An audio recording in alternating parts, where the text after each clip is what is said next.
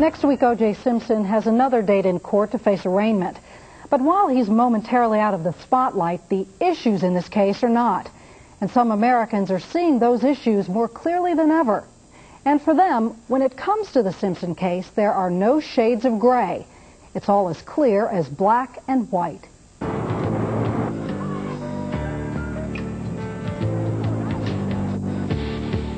WVAI 99.5 FM, 3 minutes after 1 on this very hot day in New York City. We'll be talking about a very hot subject, the O.J. Simpson case, which is just what is the O.J. Simpson case really about? The answer may depend on who you are. To some, it's a story of domestic violence. Do you think he's still going to hit you? I don't know. To others, a story of a fallen sports hero. And to many black Americans, the story is also being seen through the prism of race. From a neighborhood meeting in Harlem to the oldest black church in Los Angeles. We need to have a season of reason. Black Americans are talking about race. I don't like him. To me, he's a Tom because he refused to do an ad for the United Negro College Fund because he didn't want to be associated with anything black. You're in there. Playful Benjamin, talk show host and newspaper columnist, says he and other blacks may not like Simpson, but he understands why many have sympathy for him. A CBS News America Tonight poll shows that 73% of blacks and only 47% of whites say they're sympathetic. Benjamin says that difference, I think, reflects a deep distrust that black community has involving the intentions of white people in general.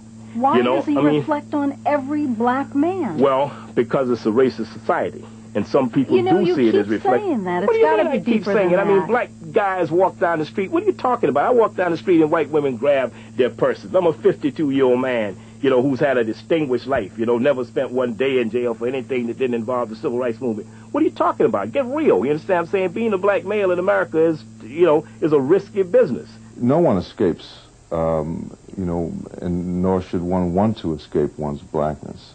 Shelby Steele, who lives in Monterey, California, and is the author of The Content of Our Character, says blacks have a sense of collective responsibility, a feeling that when one black falls, the whole race suffers. So it's not necessarily O.J. at this point. It's just that he's a black man. He's a black man who white people are scrutinizing profoundly. But they're not scrutinizing him racially. But he's still black, and so the idea, the anxiety that we have as blacks is that, oh gosh, they're going to look at him and they're going to at a man who's fallen, who may have committed a horrible crime, and they're going to again use that once again as evidence against all of us. We're going to be all held accountable. Time magazine's June 27th cover reinforced the perception of Simpson as a black man. The photo was altered to make him look darker, which many saw as racist.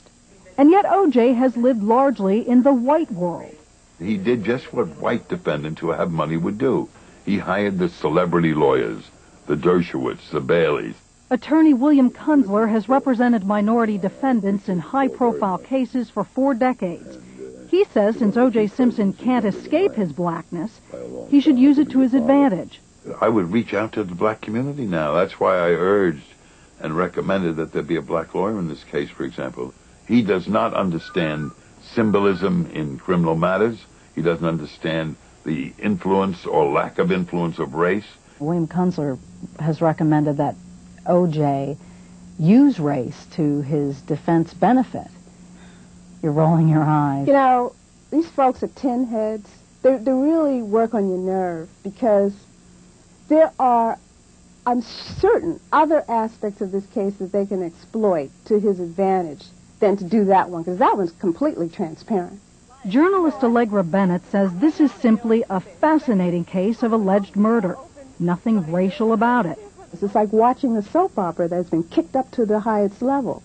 But to constantly peel back the layers or try to peel back any layers to find a racial context for it, I think it's a waste of time. But Nicole Simpson was white and grew up middle class. O.J. Simpson is black and grew up poor in the San Francisco neighborhood. And what troubles many blacks is the perception that no matter how far O.J. traveled from his underclass beginnings, he still may be seen as just another black man from the ghetto, unable to avoid violent crime. I think it's something we've got to grow beyond now. I don't think O.J.'s story in any way says anything about black America. What we've got to be able to do is the same thing whites did with Richard Nixon. He doesn't reflect on us. He fell of his own doings. While black America continues to wrestle with just how to view this tragic case, perhaps the most clear-headed perspective comes from a young man we met back in Potrero Hill, the neighborhood where Simpson grew up. So you don't feel any kind of responsibility that he's a black man? No, if he was white, Chinese, or whatever, I would feel the same way. I want to see the guilty party pay for what they done.